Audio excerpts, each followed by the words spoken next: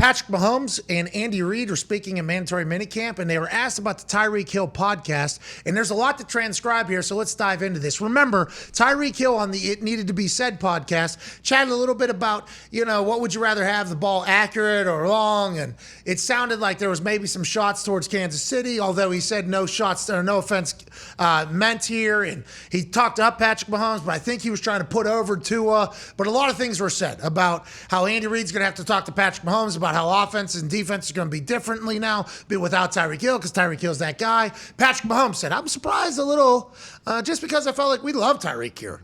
We've always loved him. We still love him. I saw him out at Formula One in Miami, where all the money was, and everything like that. But I'm sure it had something to do with trying to get his podcast some stuff, get it rolling. But definitely, I still love Tyreek. He's still a one-of-a-kind player. But as you know, Patrick Mahomes went on to say, in Coach Reid's offense, it takes a whole team. This offense was rolling before I got here. This offense was rolling when I was a young Cowboys fan, watching the Eagles beat up on the Cowboys. So, it's an offense that's more than one player. And that includes myself, Patrick Mahomes says. Head coach Andy Reid had a similar response when asked about Hill on Thursday, waving off the comments. I love Tyreek. So, he's a good kid, Reid said.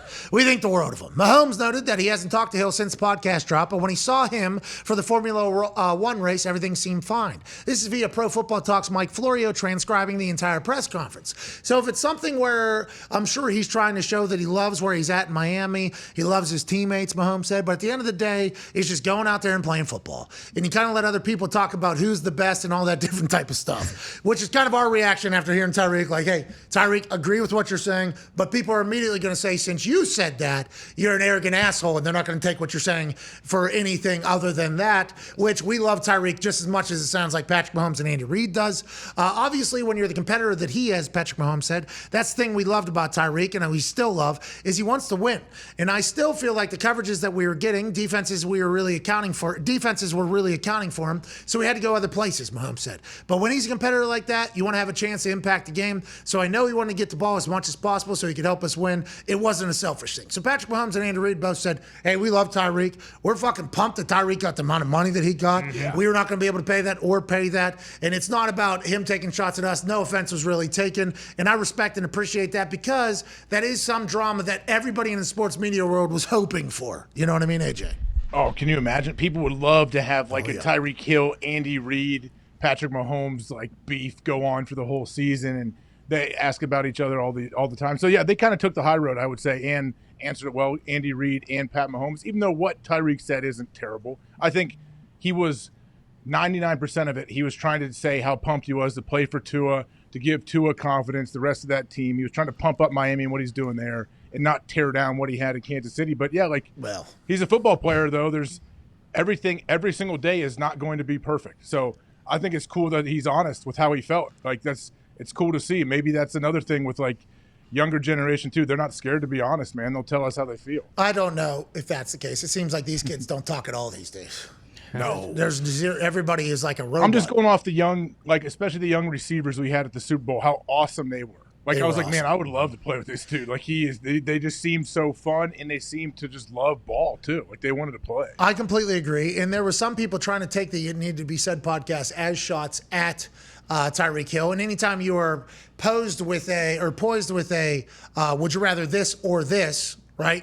You immediately, in some people's eyes, are bearing one and putting over the other. Yeah, Davante's doing it with Derek. They're asking about Derek and Aaron all the time now, too. Derek actually had an incredible answer to that. I don't know if we still have it. I know we had it earlier in the week. Derek Carr was asked about Davante Adams putting him over and saying that he's similar to Aaron Rodgers. This is what Derek Carr said about his college friend and roommate returning to his team and putting him over in a conversation, comparing him to Aaron Rodgers.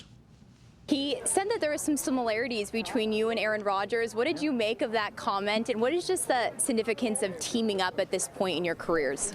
Yeah, I mean, Aaron's, has won Super Bowl, MVPs. I have not done those things. But I think just from a talent aspect, I don't think people really realize in the NFL just how close the gap is on everybody, that the margin for victory in every game is this close. Obviously, if you want to compare resumes, I haven't won the awards that he's won. But from a talent standpoint, we all go out and throw together, and we can all throw a football, pretty good. That's why, when you get playing 10 years, almost 10 years at the same place and more.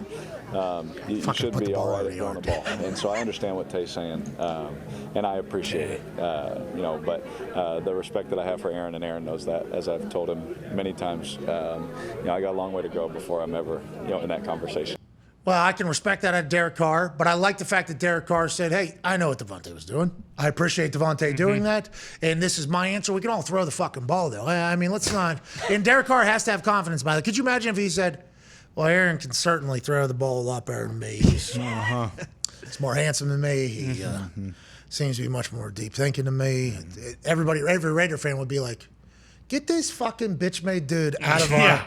You have to have a certain level of confidence, but I think Derek Carr handled that answer or that question perfectly. And the more and more we hear from Derek Carr, I think the more we like Derek Carr, right? Absolutely. That's always the thing. And they win games that none of us think they're going to win. They're going all in. He is at the point now in his career, 10 years in, which I think he and every quarterback had hoped for their entire career. They're kind of going all in here for Derek. Yeah. And Derek has a real opportunity. I think he can sense that, and it sounds like he's prepared and ready for it, AJ.